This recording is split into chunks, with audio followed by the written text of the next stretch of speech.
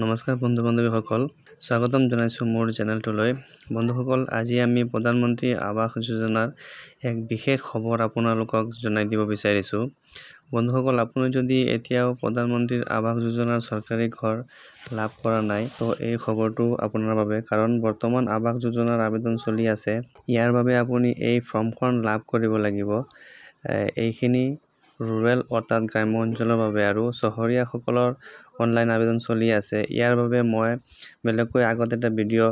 দি ৰাখিছো এটো চাই আপুনি আবেদন কৰি ল'ব পাৰিব কিন্তু গাঁও অঞ্চলত বৰ্তমান এই ফৰ্মখন দি থকা হৈ আছে এই ফৰ্মখন সোনকালে ফিলআপ কৰি লওক আৰু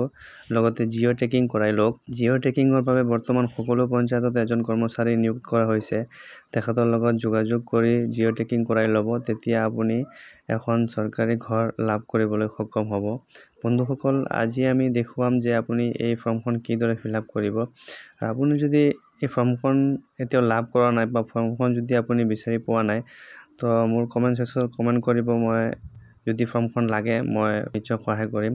তো হাগাজি আমি চাই লও যে ফৰ্মখন আপুনি কিদৰে ফিলআপ কৰিব এই ফৰ্মখনত আপুনি ওপৰত চাই আছে যে কনসেন্ট ফ্ৰম ফৰ আনৱেশা 2024 নৱেম্বৰৰ বাবে সন্মতি প্ৰমাণপত্ৰ 2024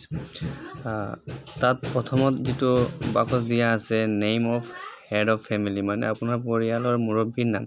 পৰিয়ালৰ যিজন মুৰব্বী আছে তেখেতৰ নাম আপুনি ইয়াত লিখিব লাগিব সাইডত যেটো দেখা পাই আছে যে motorized 3-4 হুইলাৰ মানে মটৰ চালিত 3-চকীয়া 4-চকীয়া বাহন যদি আপোনাৰ আছে তেনেহলে আপুনি ইয়েস বক্সটো ইয়েস দিব অন্যথা আপুনি যদি নাই তেনেহলে আপুনি নো কৰি দিব তাৰ পিছত আপোনাৰ এজ মানে বয়সটো আপোনাৰ কি আছে বয়সটো তাত দিব আৰু সাইডত যেটো বক্স দেখা পাইছে যে যন্ত্ৰ চালিত 3-চকীয়া 4-চকীয়া কৃষি সঁজুলিৰ যদি কিবা আছে তেনেহলে আপুনি যদি আছে ইয়েস কৰিব অন্যথা নো কৰিব তাৰ পিছত 3 নম্বৰত আপোনাৰ আধাৰ ষ্টেটাস যদি ইয়েস আছে তেনেহলে ইয়েস কৰিব অন্যথা নো কৰিব আৰু আধাৰ কাৰ্ডখন আপোনাৰ থকাটো বাধ্যতামূলক ইয়েস কৰি দিব হেতু তাৰ পিছত আপোনাৰ পৰিয়ালৰ কোনো সদস্যৰ কেচিচি ক্ৰেডিট কাৰ্ড যদি আছে ইয়েস কৰিব অন্যথা আপুনি তাত নো কৰি দিব তাৰ পিছত আপোনাৰ আধাৰ লিংকড ফোন নম্বৰ মানে আপোনাৰ আধাৰৰ লগত যেটো ফোন নম্বৰ আছে সেই নম্বৰটো তাত আপুনি বহুৱাব লাগিব তাৰ পিছত যদি ক্ৰেডিট সীমা বাছনি কৰক ক্ৰেডিট সীমাটো আপুনি বাছি ল'ব তাৰ পিছৰ পৰ্যায়ত আপুনি চাব যে আপোনাৰ জব কাৰ্ড যদি আছে ইয়েস কৰিব অন্যথা আপুনি নো কৰিব তাৰপৰ যিকোনো সদস্য সৰকাৰেৰ পঞ্জীয়নভুক্ত অকৃষিজাত উদ্যোগৰ মালিক যদি ইয়েস তেনেহলে ইয়েস কৰিব অন্যথা আপুনি হেতু নো কৰি দিব হেতু আপুনি ভালকৈ চাই ল'ব তাৰ পিছতত আপোনাৰ যদি জব কাৰ্ড আছে তো আপুনি জব কাৰ্ড নম্বৰটো তাত বহুৱাই ল'ব কাৰণ জব কাৰ্ড থকাটো দৰকাৰ পৰিয়ালৰ কোনো সদস্যৰ মাহিলী উপাৰ্জন যদি 15000 কৈ অধিক আছে তেনেহলে আপুনি ইয়েস কৰিব অন্যথা আপুনি নো কৰি দিব তাৰ পিছত আপোনাৰ জেন্ডাৰ যেটো আছে আপুনি মেল ফিমেল কি হয় আপুনি যদি ফিমেল হয় তো ফিমেল দিব মেল হলে মেল দিব আৰু আপোনাৰ পৰিয়ালৰ কোনো সদস্য যদি আয়কৰ যদি আছে তেনেহলে ইয়েস কৰিব অন্যথা নো কৰি দিব তাৰ পিছত আপোনাৰ সোশ্যাল ক্যাটাগৰী মানে সামাজিক স্থিতি কি আপুনি এসসি এসটি নে আদাৰ্স যদি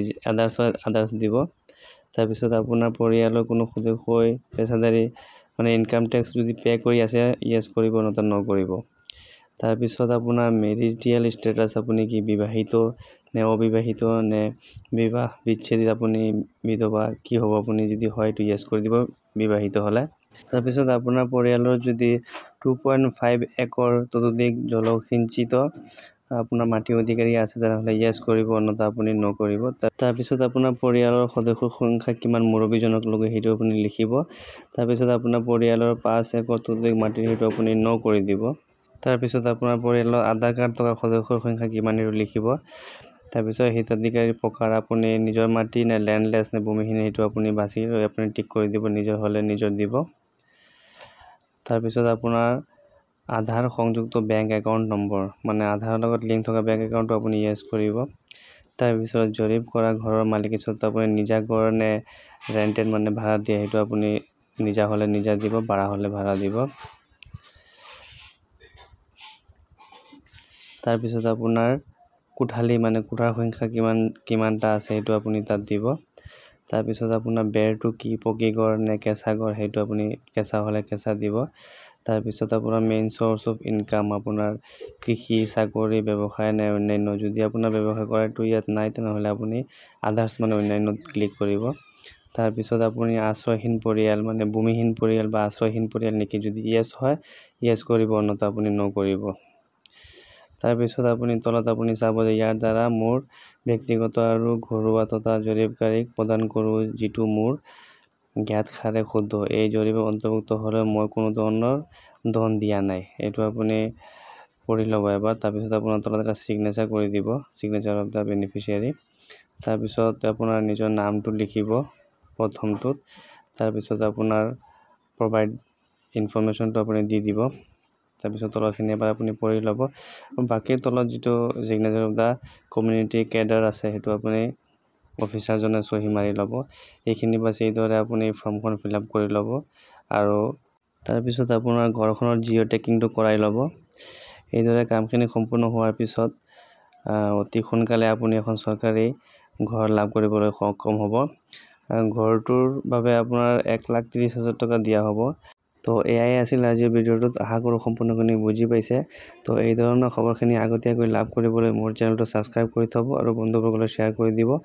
লগ পাম পৰৱৰ্তী ভিডিঅ' এটালৈ। ধন্যবাদ।